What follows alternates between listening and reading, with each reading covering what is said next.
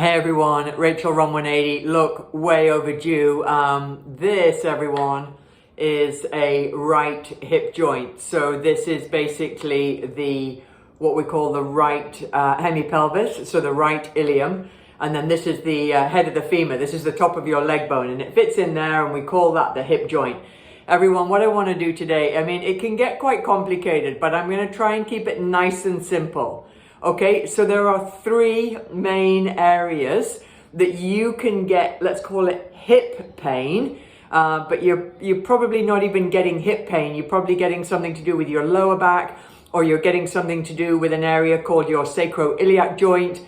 Bear with me, there's three main areas around this whole area. So the hip joint that I've just tried to demonstrate to you, where your leg moves around in the socket, and then where each of these bones, so this is my right side, and I've got a mirroring one on the left, and if I turn me around and turn it around, then basically there's a back part here that then attaches to something called your sacrum, and that area there, everyone, is your sacroiliac joint. So what we're going to do, everyone, is we're going to talk about three areas of the body, this area of the body, three areas of this area, your pelvis, that can get negatively impacted when you don't run properly. Okay, let's just have a look at a classic. A classic, everyone, is where basically, so like I said, this is my right side and this is my right leg bone. It's where, everyone, you'd be getting pain like right in the outside of your hip. Okay, and you're like, oh yeah, when I go for a run, I really feel it on the outside of my hip. So if you've been to the physio, or if you've Dr. Googled it, God forbid, you might have come up with a term called Trochanteric Bursitis. So this, everyone, is the trochanter. So it's the top bony bit of the outside of your leg bone. And there's a bursa, a fluid-filled sac here, that basically gets squashed, everyone, when there's too much pressure from the muscles at the top that are then pushing that bursa against the leg bone, and then you're like, wow, the side of my hip is really hurting. Everyone, stop heel striking. Get on a high step rate. I promised myself, like when I was thinking of this video a few days ago, that I would say, everyone, download the Run 180 app, like get started. Like, why am I blithering about this stretch to do and that strengthening exercise to do when all you've got to do is run properly? Stop heel striking, everyone, and stop having a low step rate. When you have a low step rate, you're spending too long on the ground, and these muscles on the outside of your hip are going, Jesus, he's using me again, she's using me again. Too much tension, putting too much pressure on the bursa, and then we're getting that lateral hip pain. Everyone, you're already a runner, you're like, oh, it only hurts a bit, Rachel.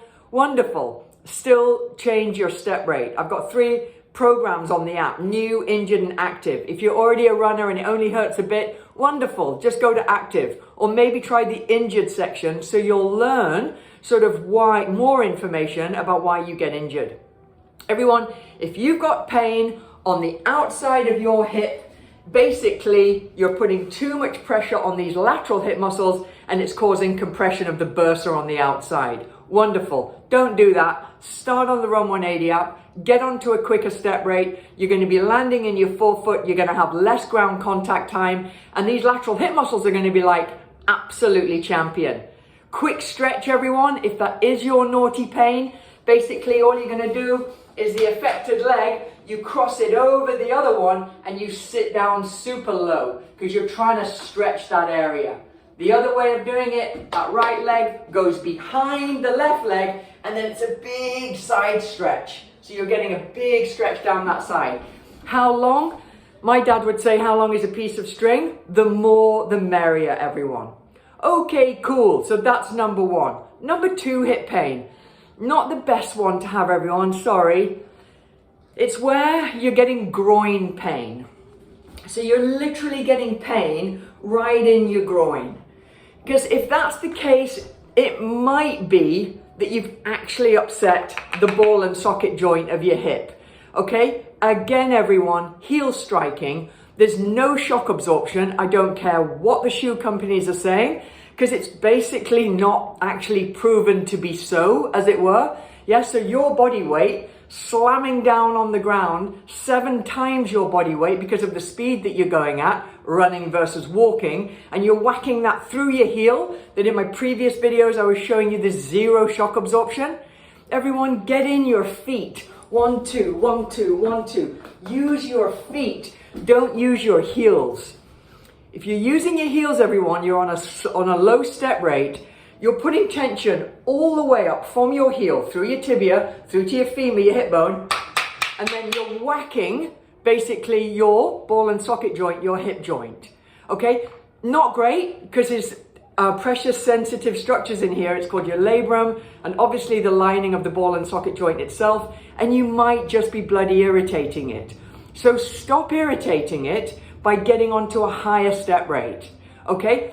Easy. You're then going to be in your springs and you're going to get less shock going up through there, which gives us, when we've got actual hip stuff going on, everyone, it can really refer. We go, oh, my pain's there, it's my hip. No, everyone. If you've got groin pain, deep groin pain, that's more likely to be a hip issue, especially when it's deep groin and then refers down the leg.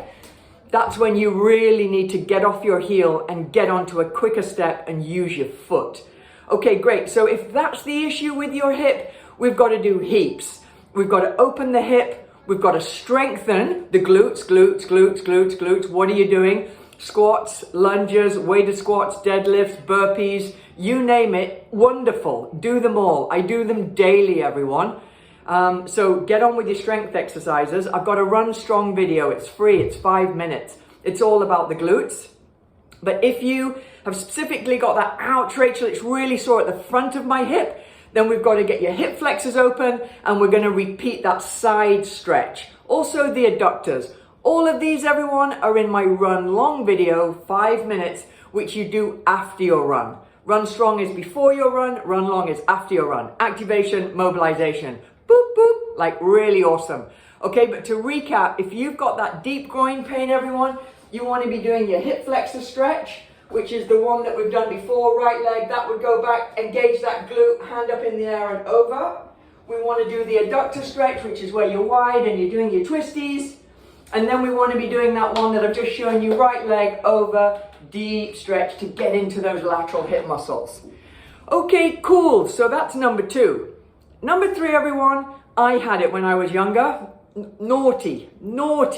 Sacroiliac joint. So I'm turning the pelvis around. You probably can't see that in the video, but the back of the ilium, everyone. So your pelvis, literally, to do it again, it looks like this. Pubic symphysis, the bony bit at the front of your pelvis. Turn that around, and right here, everyone, you'd get it right there if you had the pain. It's basically where that part of the, you can't really see it with this white, that part of the ilium joins onto a triangular shaped bone called the sacrum, and you're getting sacroiliac joint problems. Wonderful. Stop heel striking, get onto a higher step rate, start using your shock absorption. Your glutes are like, absolutely brilliant, she's using me, which means the glutes are the key area to stabilize your sacroiliac joint, everyone. So if you're not using your glutes, this whole area is a shearing force. It's got a bag here, crap. Sacroiliac joint sits back through here, and this whole area is just getting sheared and really badly irritated if you're not stabilizing it with some really awesome glute strength. Okay, so if you've got sacroiliac joint issues, stop running with a poor technique, try the app. Guys, I'm just getting thank yous all of the time with, oh my God, no pain, oh my God, no pain, oh my God, no pain. Okay, so just get on with trying it and you'll be like, oh crap. It actually doesn't necessarily magic your pain away on your first run, but you'll notice that over time, while you're building the strength up because you're running properly and you're taking the adverse force away, you're basically going to be like, oh my God, that pain actually has gone down, down, down. Okay? So if you've got sacroiliac joint stuff, basically change your step rate, try the app, increase the strength in your glutes, and basically definitely get on that Run Long video that I was telling you about. Oh my God, guys, like there's so much I could say, and that's just the 3 areas. So basically we were talking about the side of the hip, and then we were talking about in the hip, and then we're talking about the back of the pelvis. but there's so many other areas that your hip could be hurting you. Actually, it's probably coming from your lower back or somewhere else in your pelvis. Piriformis tightness is another one. Anybody want any news on piriformis? Just give me another thumbs up and I'll make another video, because these videos are super long because I'm trying to pack so much information into a tiny space. Guys, I love you. I want to help you. I'm good at it. I know what I'm talking about. It's great having some lines. It means I've done 25 years of physio.